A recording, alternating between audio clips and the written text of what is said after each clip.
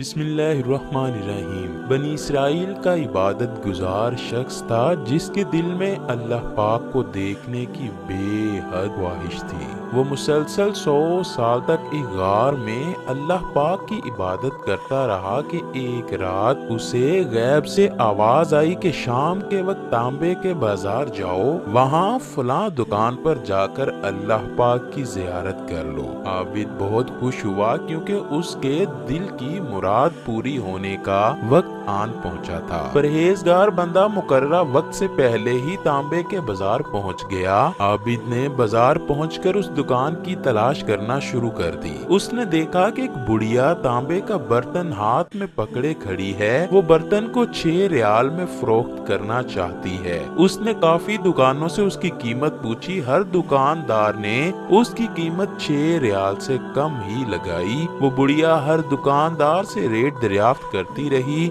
आखिरकार एक तांबे साज की दुकान पर पहुंच गई। दुकानदार अपने काम में मसरूफ था।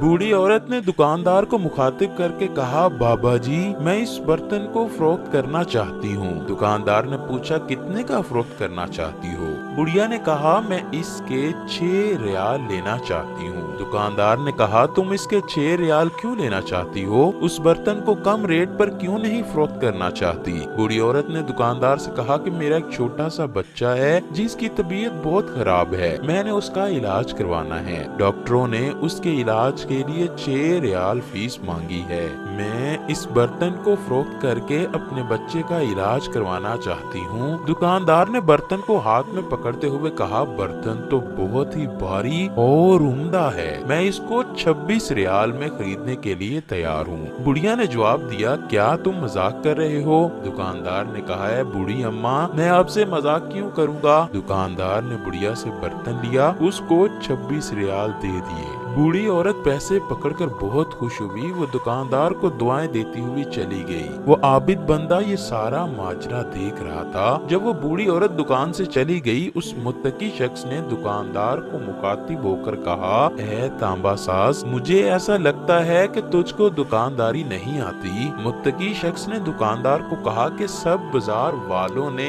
इसकी कीमत 3-4 रियाल लगाई थी, आपने तो इसको 26 रियाल में खरीद लिया। दुकानदार कहने लगा, मैंने इस बुढ़िया को बर्तन की कीमत नहीं दी, मैंने तो बुढ़िया के बच्चे के इलाज के लिए पैसे दिए हैं ताकि वो अपने बच्चे का इलाज करवा सके, इलाज करवाकर उसके लिए खाने पीने का बेहतर इंतजाम कर सके। मुत्तकी शख्स ये माजरा देखकर बहुत हैरान हुआ।